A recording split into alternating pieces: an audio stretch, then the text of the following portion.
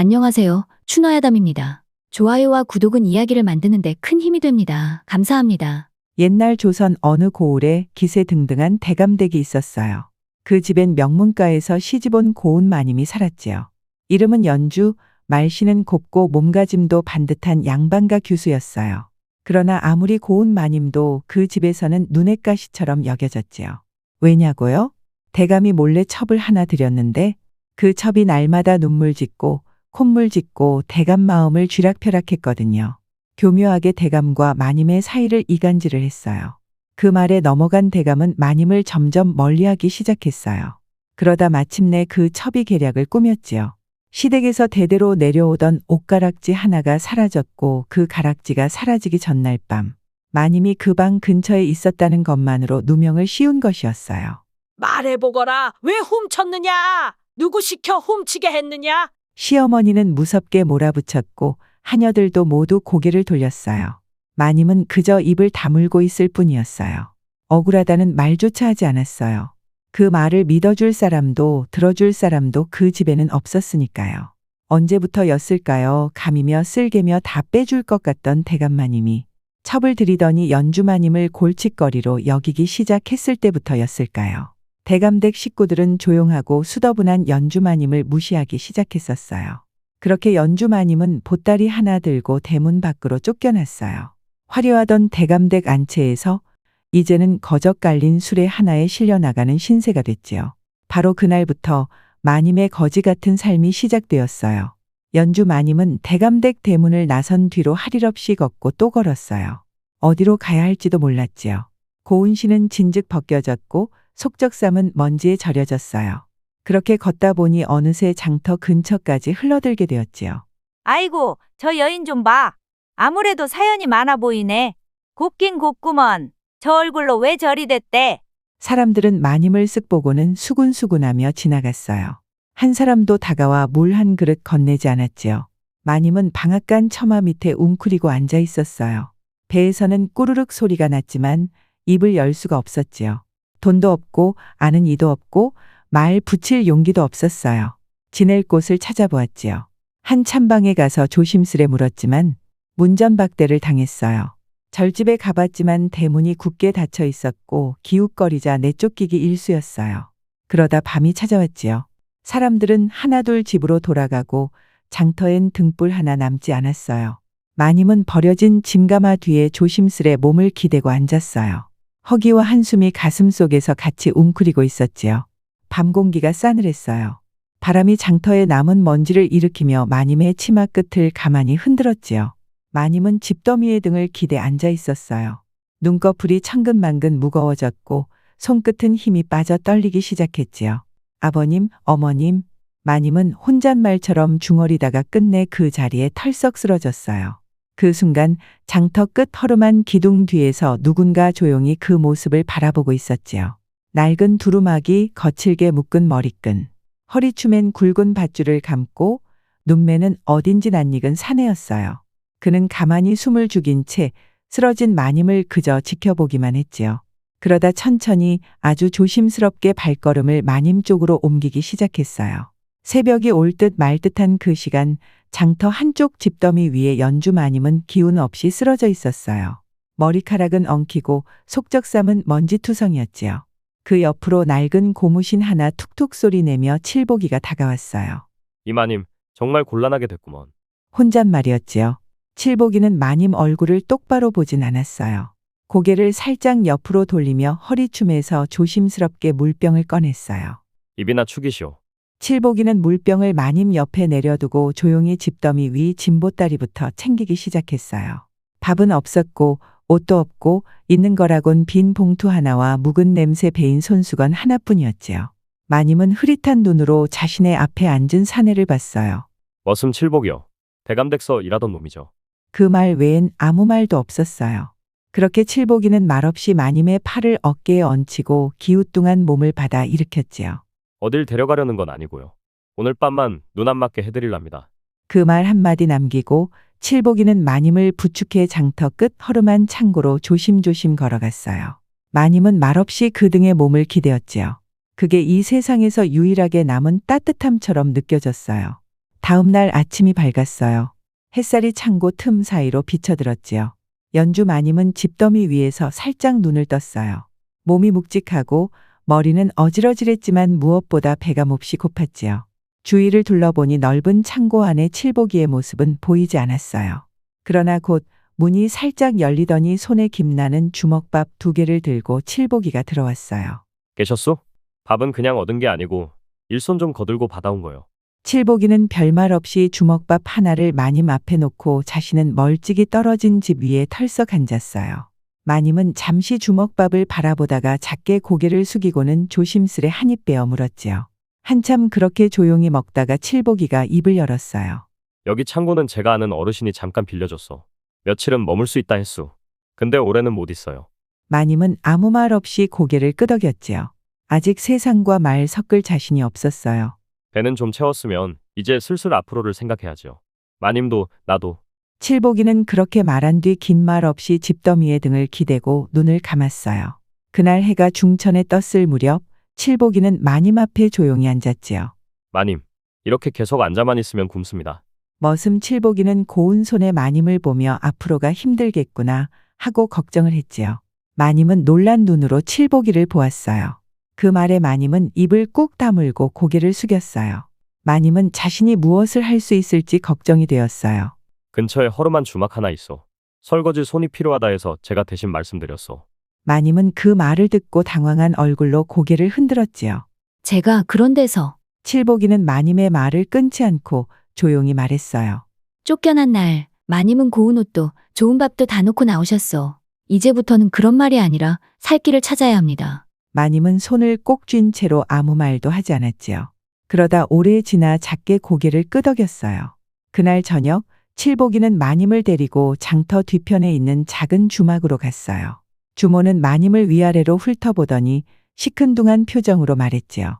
그 고운 손으론 그릇 하나 제대로 닦을 수 있겠어? 마님은 말없이 앞치마를 받아들고 주방 안으로 들어갔어요. 그날 밤 마님은 처음으로 자신의 손에 비누 거품과 찬물이 닿는 걸 느꼈어요. 손이 빨갛게 트고 허리는 구부정하게 굽었지만 눈시울이 빨개졌어요. 하지만 살기 위해 어쩔 수 없었지요. 더 이상은 대감되게 고운 마님이 아니었으니까요. 며칠이 지나고 주막 뒤편에서 그릇을 닦던 마님은 아낙네들 수군대는 소리를 들었지요. 우리 서방 편지 가져왔는데 글을 몰라 못 읽었지 뭐야. 나는 옥동이 약봉지 보고도 헷갈려 죽을 뻔했어. 글 좀 배울 수만 있다면 내가 무릎 꿇고 배운다 진짜. 그 소리에 마님은 손을 멈추고 고개를 들었어요. 그 말이 귓가에서 떠나지 않았지요. 그날 저녁 마님은 조용히 집더미에 앉아 있었어요. 그때 칠복이가 나무단을 내려놓으며 말했어요. 마님, 그 주막 안악들 얘기 들으셨지요? 마님은 작게 끄덕였어요. 마님은 글도 아시고 말씨도 곱고 무엇보다 사람을 가르칠 줄 아십니다. 제가 보기엔 그거요. 마님만이 할 수 있는 일이요. 마님은 놀란 얼굴로 칠복이를 보았지요. 아직 방 하나 얻긴 빠르겠지만 제가 일 좀 더 하다 보면 마을 뒤쪽 빈업간 하나쯤은 빌릴 수 있을 것 같소. 칠복이는 의외로 똑똑한 청년이었어요.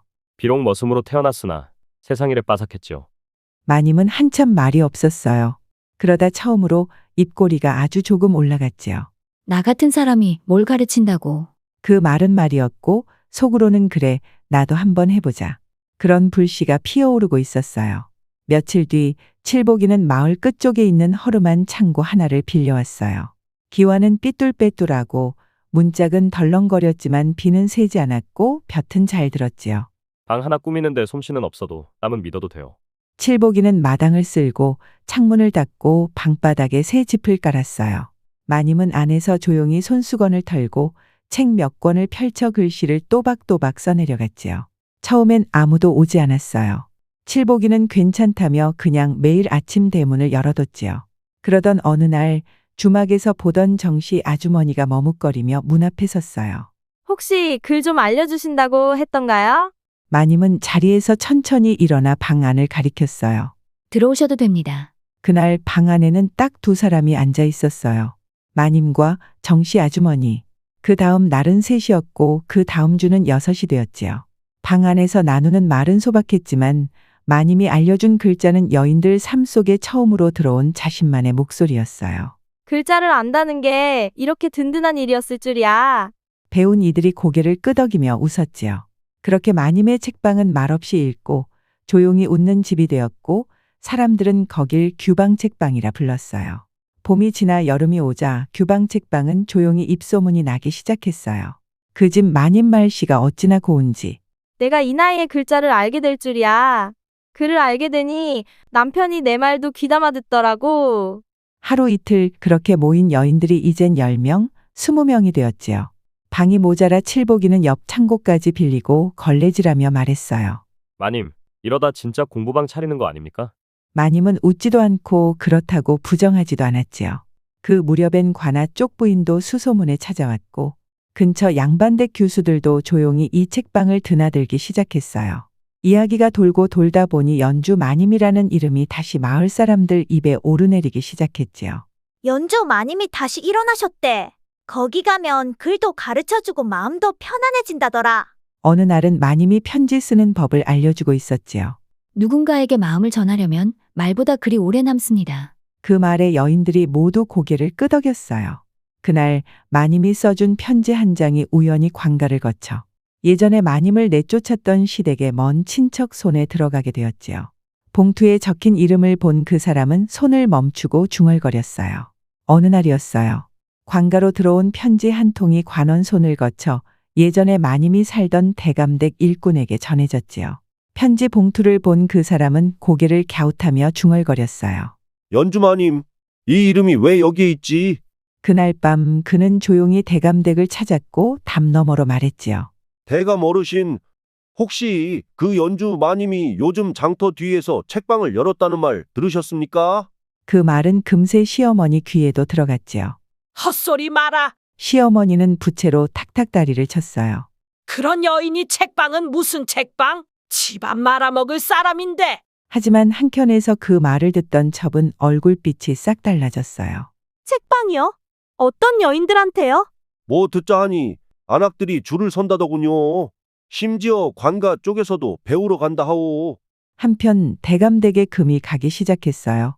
연주 마님이 집을 떠난 지 몇 달 그 사이 대감댁엔 고요한 변화가 일고 있었지요. 처음엔 조용하고 눈물 많다던 첩이 점점 소리도 크고 입맛도 늘고 성질도 세졌어요. 이 밥이 왜 이렇게 싱거워? 이 옷은 왜 이리 조이느냐? 나를 뭘로 보고 이런 걸 가져왔어? 하루가 멀다 하고 하인들 목소리 높이는 날이 이어졌지요. 그 사이 첩은 예전처럼 고운 옷을 입지도 않고 거울 앞에 앉는 시간도 줄어들었어요. 몸은 점점 불어나 한여름에도 한숨을 내쉬었지요. 대감은 처음엔 모른 척 넘겼지만 어느 날 문득 예전 마님의 모습을 떠올렸지요. 곱게 앉아있던 뒷모습, 말 한마디 없이 내리는 다도, 그 조용하고 단정한 모습이 이제는 아련하게 그리워지기 시작했어요. 어느 날은 첩이 큰 소리로 외쳤지요. 예전 마님 타령 또 하시게요? 그 여자를 내친 건 대감이시지요? 대감은 아무 말 없이 긴 숨만 내쉬었어요. 처음 연주 마님을 내쫓을 때 대감댁 사람들은 한마디 의심도 없었어요. 본처를 내보내면 날있게 좋은 자리 하나 들어올 겁니다. 가문에 운이 풀리고 돈줄도 따로 들어올 겁니다. 그건 모두 첩의 입에서 나온 말이었지요. 대감은 그 말을 철석같이 믿었고 시어머니도 고개를 끄덕였어요. 그 여자는 집안 기운을 막는다. 쫓아내야 집안이 살아난다. 그리고 참 신기하게도 마님이 나가고 몇 주 뒤 정말로 한 건물 매매가 성사되고 큰돈이 한몫 들어왔지요. 거봐요. 제가 괜히 드린 말씀이 아니지 않습니까? 첩은 고운 비단을 걸치고 장터에 나가 비단, 노리개, 화장품을 쓸어 담았어요. 며칠이 멀다 하고 화장방에 사람을 들였고 집안엔 좋다 하는 음식이 끊이질 않았지요. 그 모습을 보며 시어머니는 처음엔 흐뭇해했지만 대감은 점점 눈살을 찌푸리기 시작했어요. 도대체 이달에 들어간 쌀이 몇 가마냐? 화장장수는 또 누가 불렀단 말이냐? 말만 하면 첩은 소리를 쳤어요. 내가 누구 때문에 이 집에 들어왔는데요? 내가 아니었으면 그 돈도 못 벌었을걸요? 대감은 입을 꾹 다물었어요. 그날 이후 집안 곳곳에서 빠듯함이 느껴지기 시작했지요. 종들 원래비가 밀리기 시작했지요. 대감의 살림살이가 점점 거덜나기 시작했어요. 대감은 점점 예전의 마님이 그리워지기 시작했지요. 그날도 마님은 책방 안에서 여인들에게 글을 가르치고 있었어요. 칠복이는 마당을 쓸고 물을 끌고 방 안에서는 다들 공부하는 소리가 들렸지요. 밖에서 듣던 동네 아주머니들이 낄낄 웃으며 속닥이기 시작했지요. 봐, 저 마님 말이야. 예전엔 얼굴에 그림자만 져 있었는데 요즘은 눈꼬리가 늘 올라가 있어. 그러게. 그리고 그 머슴 칠복이 말이야. 저렇게 눈치 빠르고 손 빠른 머슴 본 적 있나? 진짜 사람 복이라는 게 따로 없어. 둘이 말은 안 섞는 것 같은데 저 눈빛이 말 다 했지 뭐야. 이봐. 칠복이가 마님 수건 내다 주잖아. 저런 건 종도 그냥은 안 한다. 그때 칠복이가 문간에 수건 하나 걸어두고 말없이 사라지자 안악들은 무릎을 치며 또 낄낄댔어요. 나 같으면 저 머슴한테 장가들라 하겠다. 마님도 사람인데 어련히 다 느끼고 계시겠지. 방 안의 마님은 그 수군거림이 다 들리는데도 말없이 책장을 넘겼지요. 하지만 입꼬리가 아주 살짝 올라갔다는 걸 그 방에 앉아있던 아주머니 하나가 슬쩍 보았대요. 봐, 웃었다. 우리 마님 웃었어. 히히. 그날 책방은 글보다 수군거림이 더 넘쳐났지요.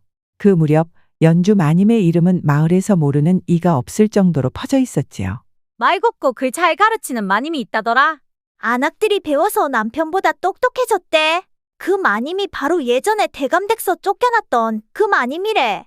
장터의 입소문은 관가를 거쳐 마침내 대감댁 사랑채를 휘돌아 안채까지 번져왔지요. 마님 장사가 대성한다던데요. 양반과 규수들이 줄을 서서 배우러 간다던데요. 그 말을 들은 시어머니는 부채를 탁 놓으며 헛웃음을 쳤어요. 또 그 소리냐? 뭘 가르친다는 거냐? 글씨 몇 자로 사람이 바뀌기라도 하나? 그 옆에서 첩은 말없이 떡을 깨물었지만 그 이가 꽉 다물려 있었지요. 며칠 뒤 다른 친척 댁을 다녀온 사람이 사랑채에 와서는 이런 말을 흘렸어요. 참 신기한 일이 하나 있어. 장터에 있는 그 마님, 관가 부인들도 배우러 다닌다더군. 그제야 대감의 손에 쥐고 있던 찻잔이 가만히 흔들렸지요. 어느 마님이요? 연주 마님이지요. 그 조용한 마님이 그렇게까지 하실 줄 누가 알았겠습니까? 시댁은 점점 초조해지기 시작했어요. 거덜나는 살림에 쫓아낸 마님은 부자가 되고 있으니 배가 아팠어요. 그날은 잔잔한 바람이 부는 날이었지요. 책방 마당에는 글 배우러 온 여인들 웃음소리가 오가고 있었어요. 그때 조용히 두 여인이 문 앞에 섰습니다. 고운 비단 저고리에 얌전한 가끈을 맨 시어머니와 신우였지요. 저기 혹시 연주야 집에 있니? 그 낯선 목소리에 방 안의 모든 고개가 문 쪽을 향했어요. 마님은 조용히 걸어 나와 두 사람을 바라보았지요. 어머님, 아가씨, 이곳까지 어찌. 시어머니는 부채도 없이 맨손으로 마님 앞에 무릎을 꿇듯 앉으며 말했어요.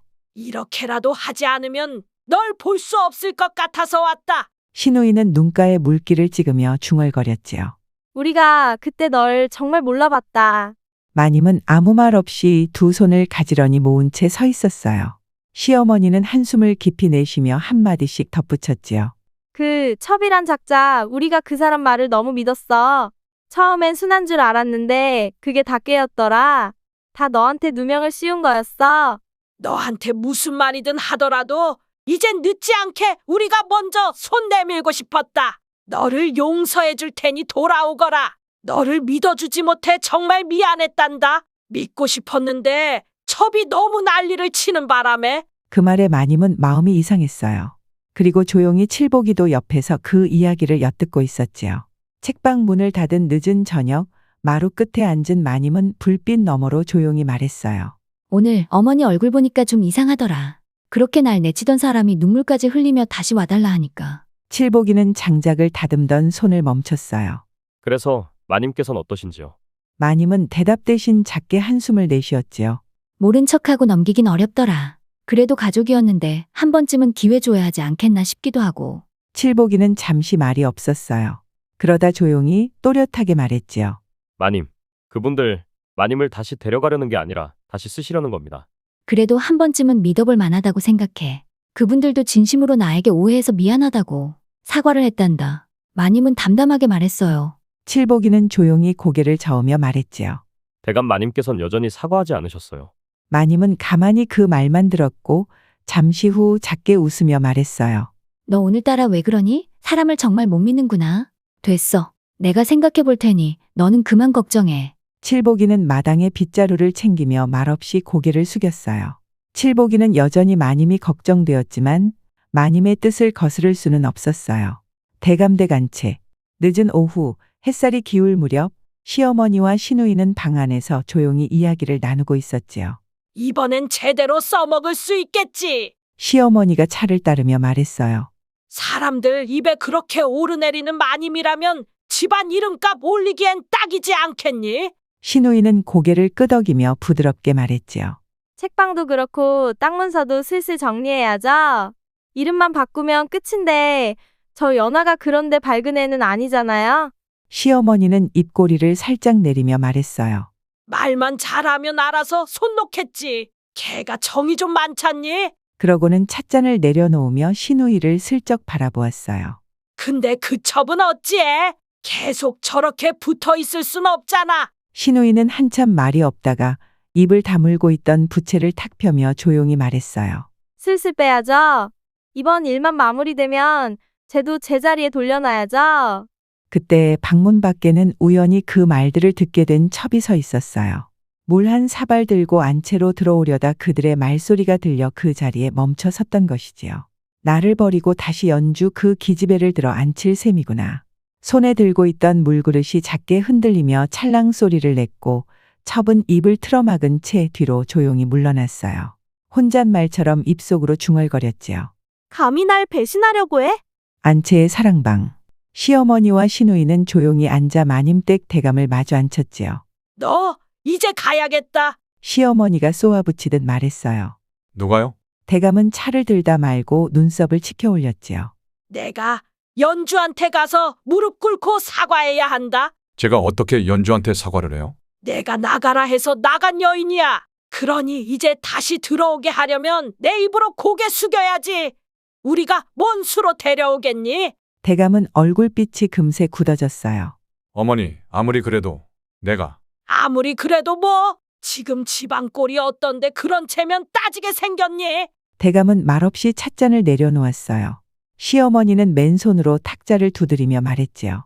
체면 세우고 싶으면 집안이 다시 살아나고 난 뒤에 세워. 지금은 내가 엎드릴 때야. 대감은 입을 다물고 한참을 앉아 있었어요. 사실 대감도 첩이 점점 질리던 참이었지요. 사치스러움과 괴팍함 그리고 점점 게을러지는 모습이 질리기 시작했어요. 기회다 싶었어요. 대감은 마님을 다시 데리고 오기로 굳게 마음을 먹었어요. 그날 오후 책방 앞 조용한 골목에 한 남자가 천천히 걸어 들어왔어요. 조선복에 모자를 깊게 눌러 쓴 바로 연주 마님의 남편 대감이었지요. 마님은 마당 한켠에서 여인들에게 글씨를 가르치던 중이었지만 그 낯익은 발걸음 소리에 자연스레 고개를 들었지요. 대감은 마당에 들어서자 말없이 마님 앞에 고개를 숙였어요. 연주, 내가 너한테 진심으로 미안하다. 마당 안은 고요해졌어요. 그를 배우던 여인들도 문 옆에 서 있던 칠복도 모두 말없이 그 순간을 바라봤지요. 연주는 주위를 살피며 대감을 조용한 곳으로 데리고 갔어요. 무슨 일이시죠? 저희는 이제 남남인데요. 그때는 내가 뭘 원하는지도 몰랐고 내가 얼마나 큰 사람인지도 몰랐다. 아니, 알려고 하지도 않았지. 대감은 비록 집안의 등살에 밀려왔지만 막상 연주 마님을 보고 나니 진심으로 용서를 받고 싶기도 했지요. 근데 너 없이 살아보니까 아무것도 안 되더라. 사람들 눈도 무섭고 무엇보다 내가 한심하더라. 마님은 한참을 말없이 서 있었어요. 마님은 이를 거절하기엔 마음이 너무 어렸지요. 일찍이 부모를 여인 탓에 더더욱 그랬을지도 모르지요. 사실 대감은 고아가 되었던 마님에게 손 내밀어 주었던 고마운 사람이었었어요. 비록 익숙한 것에 속아 새로운 것을 위해 연주마님을 쫓아냈지만 연주마님도 대감도 그 순간만큼은 정말 사랑했던 사이였어요. 그런 마님은 진심으로 용서를 구하는 대감댁으로 다시 들어가기로 마음을 먹었답니다. 마님은 잠시 생각에 잠겼어요. 대감의 사과가 마음을 흔들었지요. 눈에는 복잡한 감정이 서려 있었어요. 대감은 안도의 미소를 지었고 그리고 마침내 결심한 듯 고개를 끄덕였지요. 다시 대감댁으로 돌아가겠습니다. 그 순간 책방 뒤편에서 지켜보던 칠복이가 급히 다가왔어요. 그의 눈빛은 다급했고 목소리는 낮았지요. 마님, 잠시 말씀 좀 드려도 될까요? 마님은 의아한 표정으로 고개를 돌렸고 칠복이는 조심스레 마님을 책방 모퉁이로 안내했어요. 마님, 돌아가시면 안 됩니다. 칠복이의 목소리는 절박했어요. 무슨 말이냐, 칠보가? 분명 나리께서 진심으로 사과하셨잖니. 칠복이는 고개를 세차게 저었어요. 그게 진심이 아닙니다. 제가 그날 밤 안채에서 시어머님과 시누이, 대감의 대화를 들었습니다. 뭐라고? 그분들은 마님을 다시 데려가려는 게 아니라 마님의 명성을 이용해 집안 명예를 회복하려는 겁니다. 마님의 책방이 유명해지자 그 이름을 빌려 가문의 위신을 세우려는 거예요. 마님의 얼굴이 굳어졌어요. 내가 어찌 그런 말을 믿을 수 있겠니? 마님, 칠복이는 간절히 호소했어요. 제가 언제 마님께 거짓을 말씀드린 적이 있습니까? 지금이라도 돌아서십시오. 마님은 잠시 망설였지만 이내 결심한 듯 고개를 저었어요. 아니다. 이미 결정했어. 모든 것을 다시 시작해보고 싶구나. 칠복이는 절망적인 표정으로 마님을 바라보았지만 더 이상 말릴 수 없었어요. 대감은 마당에서 기다리고 있다가 돌아온 마님을 보고 미소 지었어요. 그럼 내일 사람을 보내 마님을 모시러 오겠소. 마님은 고개를 끄덕였고 대감은 만족스러운 표정으로 책방을 떠났어요. 그날 밤 마님은 잠을 이루지 못했어요. 칠복이의 말이 머릿속을 맴돌았지요. 정말 나를 이용하려는 걸까? 마님은 창문 너머 달빛을 바라보며 한숨을 내쉬었어요. 한편 대감댁에서는 첩이 자신의 방에 숨어 눈물을 쏟고 있었어요. 시어머니와 시누이가 나눈 대화를 엿들은 그녀는 자신의 운명이 결정된 것을 알았지요. 내가 쫓겨날 차례라니? 다시 그 연주가 들어와 이 모든 걸 차지한다고? 첩은 분노와 절망으로 떨고 있었어요. 그때 문득 생각이 떠올랐지요. 그래, 이대로 당할 순 없어. 다음 날 아침 책방으로 가는 길목에 첩이 나타났어요. 마님이 아침 일찍 물을 길러 나오는 때를 노린 것이었지요. 연주 마님, 첩은 흐르는 눈물을 참지 못하고 마님 앞에 무릎을 꿇었어요. 마님은 놀란 표정으로 첩을 바라보았어요. 당신은 제발 제 말을 들어주세요. 마님께 꼭 전해야 할 말이 있어요. 마님은 조심스럽게 물동이를 내려놓고 첩을 바라보았어요. 당신이 대감댁으로 돌아가시면 안 됩니다. 그들은 마님을 진심으로 원하는 게 아니에요. 단지 마님의 명성을 이용해 집안을 다시 일으키려는 거예요. 마님의 눈이 커졌어요. 그게 무슨... 어젯밤 시어머니와 시누이가 나눈 대화를 들었어요. 그들은 마님을 다시 집안으로 들이고 일이 끝나면 저를 내보낼 계획이에요. 하지만 그뿐이 아니에요. 첩은 떨리는 손으로 품에서 편지 한 장을 꺼냈어요. 이건 대감이 쓴 편지예요. 시어머니에게 보내는 거였죠? 마님이 책방을 열고 명성을 얻자 그 명성을 이용해 집안의 위신을 회복하고 마님의 책방 수익까지 가문의 재산으로 삼을 계획이라고 써 있어요. 마님은 편지를 받아들고 천천히 읽어내려갔어요. 편지에는 분명 대감의 속마음이 적혀 있었지요. 이를 어쩐다. 마님의 손이 떨렸어요. 사과도 뉘우침도 모두 거짓이었구나. 칠복이가 맞았구나. 첩은 눈물을 닦으며 말했어요. 저도 얼마 전까지 그들 편이었어요. 하지만 이제 저도 버림받을 신세가 됐죠. 마님께 이 사실을 알려드리고 싶었어요. 전 마님처럼 갈 곳도 의지할 데도 없으니까요. 마님은 잠시 말없이 첩을 바라보았어요. 나는 당신이 나에게 이런 이야기를 해준다고 해서 그대를 용서할 생각은 없습니다. 제가 그런 일을 한 건 맞아요. 하지만 이제는 저도 버림받을 신세가 되었으니 첩의 말은 흐느낌으로 끝났어요. 나는 당신 때문에 길에 나앉았어요. 당신이 자처한 것이지요. 나에게 진실을 들려주어 고맙긴 하나 그렇다고 당신을 용서할 생각은 없어요. 당신도 나처럼 쫓겨나면 알아서 잘 사시길 바래요. 그때 뒤에서 발소리가 들렸어요. 칠복이었지요. 마님, 무슨 일이? 칠복이는 첩을 보고 놀랐어요. 마님은 조용히 칠복이에게 상황을 설명했어요. 모든 말을 들은 칠복이는 표정이 굳어졌고 주먹을 꽉 쥐었지요. 역시 그랬군요. 제 생각이 맞았어요. 마님은 침착하게 물었어요. 이제 우리가 어떻게 해야 할까? 칠복이는 잠시 생각하더니 말했어요. 그들의 계략을 그대로 이용하는 겁니다. 그날 오후 대감댁에서 보낸 가마가 책방 앞에 도착했어요. 마님은 고운 옷으로 갈아입고 준비를 마쳤지요. 칠복이가 조용히 다가와 물었어요. 정말 이대로 가시겠습니까? 마님은 미소 지으며 고개를 끄덕였어요. 모든 준비는 끝났니? 네, 마님.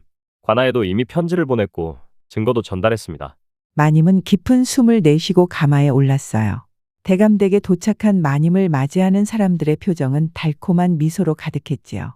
시어머니와 시누이는 눈물까지 글썽이며 마님을 반겼고 대감은 자랑스러운 표정으로 마님의 손을 잡았어요. 이제 우리 집안이 다시 빛날 수 있겠구려. 대감은 전혀 눈치를 채지 못한 듯 했어요. 그날 저녁 대감댁에서는 마님의 귀환을 축하하는 자리가 마련되었어요. 그러나 잔치가 한창일 때 갑자기 관아의 포졸들이 들이닥쳤지요. 여기가 대감댁이요. 사기와 모함에 관한 조사를 위해 왔소. 모두가 놀란 표정으로 관원들을 바라보았어요. 관원은 마님에게 예를 갖추어 인사한 뒤 시어머니와 대감에게 돌아섰지요. 옷가락지 도난 사건과 무고죄에 관한 증거가 제출되었소. 당장 조사가 필요합니다. 그제야 시어머니와 대감의 얼굴이 창백하게 변했어요. 관원이 내민 서류에는 첩의 고백이 담긴 진술서와 대감이 시어머니에게 보낸 편지가 있었지요. 마님은 조용히 자리에서 일어났어요. 저는 이 집을 다시 떠나겠습니다. 하지만 이번엔 쫓겨나는 것이 아니라 제 발로 걸어나가는 것입니다. 일주일 후 책방으로 돌아온 마님은 평소와 다름없이 여인들에게 글을 가르쳤어요. 하지만 그 옆에는 새로운 얼굴도 있었지요. 바로 그 첩이었어요. 나도 글을 배워도 될까요? 첩은 조심스레 물었고 마님은 부드럽게 고개를 끄덕였어요. 누구든 배우고자 하는 마음이 있다면 환영합니다. 그날 저녁 마님과 칠복이는 책방 마당에 앉아 별을 바라보았어요. 이제 어떻게 되는 건가요? 칠복이가 물었어요. 마님은 미소 지으며 대답했지요. 우리의 책방을 더 크게 키울 거야. 더 많은 여인들이 글을 배우고 자신의 목소리를 찾을 수 있도록. 나는 칠보가 너를 만난 것이 정말 행운이었던 것 같아. 약한 여인으로 태어난 내가 이리도 강하게 성장할 수 있었던 것은 다 너의 도움이야. 칠복이는 조심스럽게 마님의 손을 잡았어요. 제가 항상 곁에 있겠습니다. 마님은 그 손을 놓지 않았어요.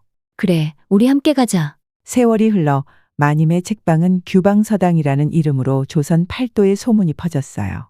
많은 여인들이 글을 배우러 왔고 그들은 각자의 삶에서 빛을 발하기 시작했지요. 마님과 칠복이는 결혼하여 아이들을 낳고 행복하게 살았어요. 첩은 글을 배운 뒤 다른 마을로 떠나 자신만의 작은 책방을 열었다고 해요. 대감댁은 모함 사건이 밝혀진 후 명예를 잃었지만 몇 년 뒤 대감이 찾아와 진심으로 사과했다고 합니다. 이번에는 정말 진심이었지요. 마을 사람들은 이 이야기를 오래도록 전했어요. 옛날에 소방 맞고 쫓겨난 마님이 있었는데 거지 같은 신세가 되었대요. 하지만 그녀를 진심으로 도운 머슴이 있었지요. 둘은 함께 세상을 바꾸고 마침내 모두가 부러워하는 부자가 되었대요. 그리고 이 이야기를 들은 많은 여인들은 용기를 얻었다고 해요. 아무리 어려운 상황에서도 자신의 목소리를 찾고 새로운 길을 열 수 있다는 것을 믿게 되었으니까요. 그렇게 연주 마님과 칠복이의 이야기는 조선 곳곳에 퍼져나갔고 규방서당은 여인들의 빛이 되었답니다. 그 빛은 오늘날까지도 우리의 마음속에 작은 등불처럼 남아있지요. 오늘 이야기는 어떠셨나요? 재밌게 보셨다면 좋아요와 구독 부탁드립니다. 감사합니다.